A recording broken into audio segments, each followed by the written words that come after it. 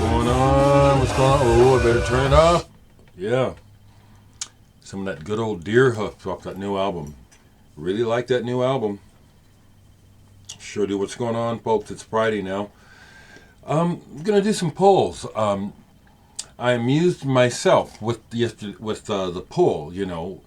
I'm keeping that one, but, you know, it was interesting that it led to me pulling a couple records where I said, these are gone. And it's stuff that was sent to me to review, and it's not essential. I won't mention what the titles are. But I thought that was kind of fun and slightly revealing. The poem. I went back and played the Rick Wakeman album because I hadn't played this in a long time. And 3/4 of this is really shitty. But there's a couple of beautiful themes on here. And the other personal reason why I kept it is because it's an import. It's not an American pressing, and I've always been partial to imports. So let me put that back. Let me kind of forget, because alphabetically I know where everything is, but not. So let's do a poll, okay? Let's see. I'm going to go over here again, but I'm going to go up this way. And again, I won't look, because that way it's more revealing. What did I pull? Tone Dogs. Ankety Low Day. This is a good one. Okay. The cat at the top is Matt Cameron. Matt Cameron. He was the drummer for Soundgarden. Fred Challinor, the bass player, has his own renown. The woman at the bottom is Amy Denio. I think she's from Seattle. Multi-instrumentalist, very creative woman working within the avant-garde and just music in general. Some would say that this is a early example of math rock. I wouldn't quite say that myself. There's an angular aspect to some of it. The playing is intricate. It's good playing. But it's interesting music. Tone Dogs. Seemingly to me, I thought it was like something that could catch on. Right away, I can't think of someone to compare them to, but it was a good pool. And I've worked long distance with Amy Denio. We have a track that we are on together. It's on the internet. Also with Brett Harold Hart. Okay, let's go over here where you can see.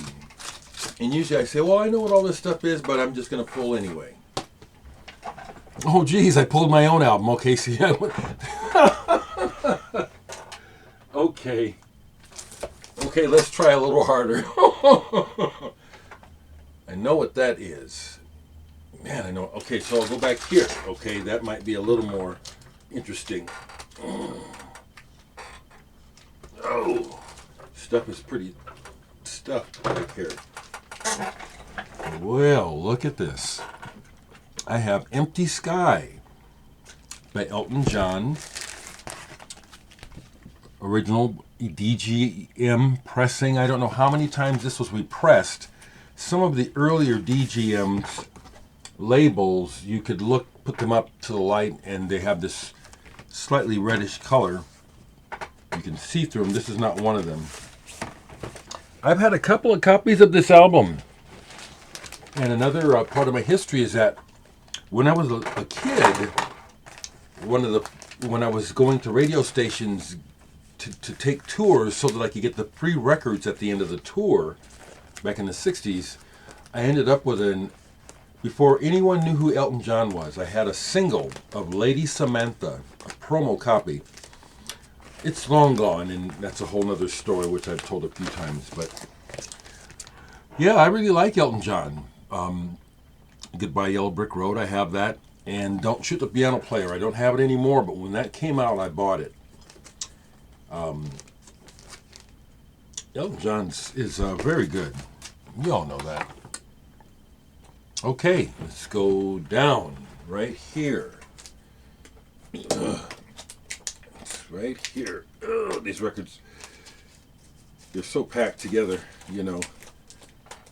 I try to make room. Okay, what do we got? Mingo Lewis, percussionist.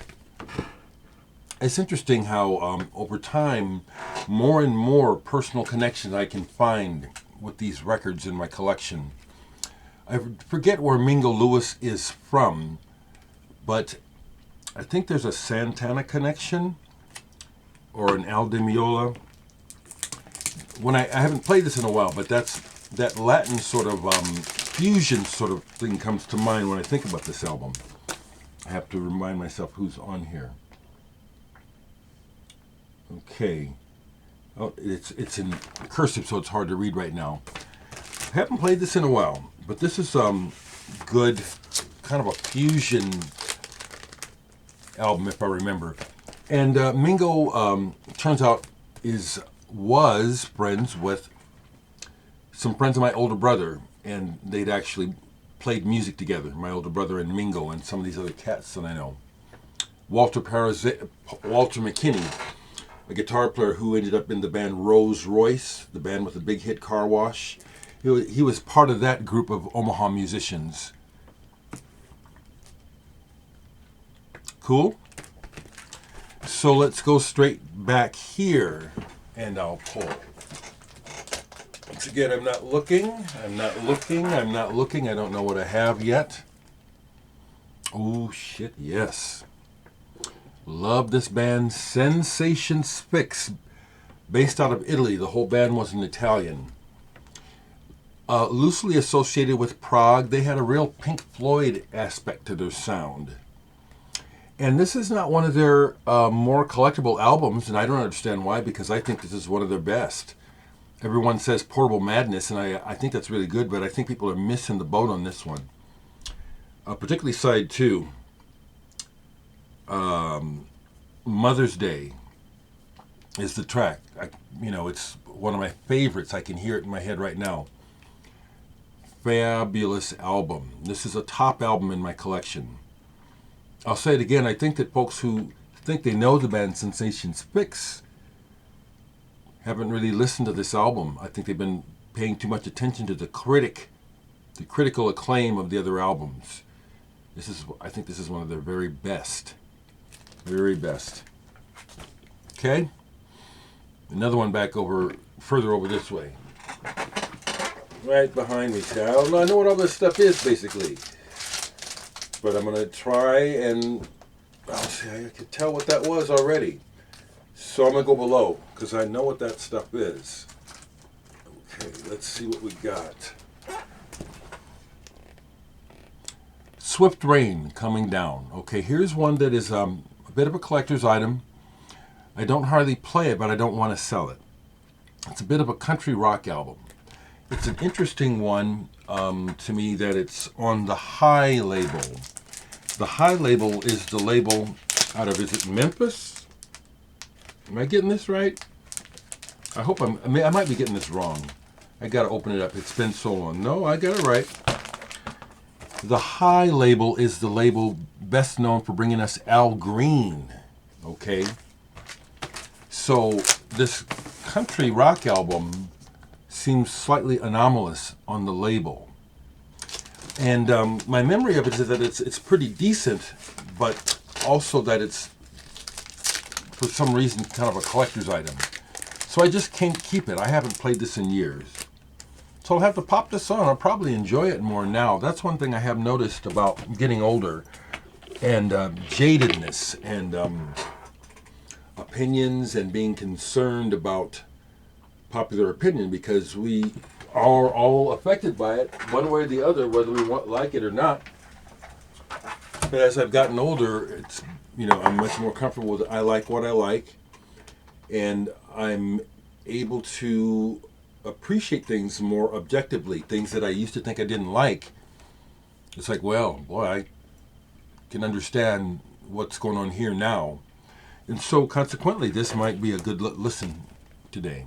So that's what I'll show today. And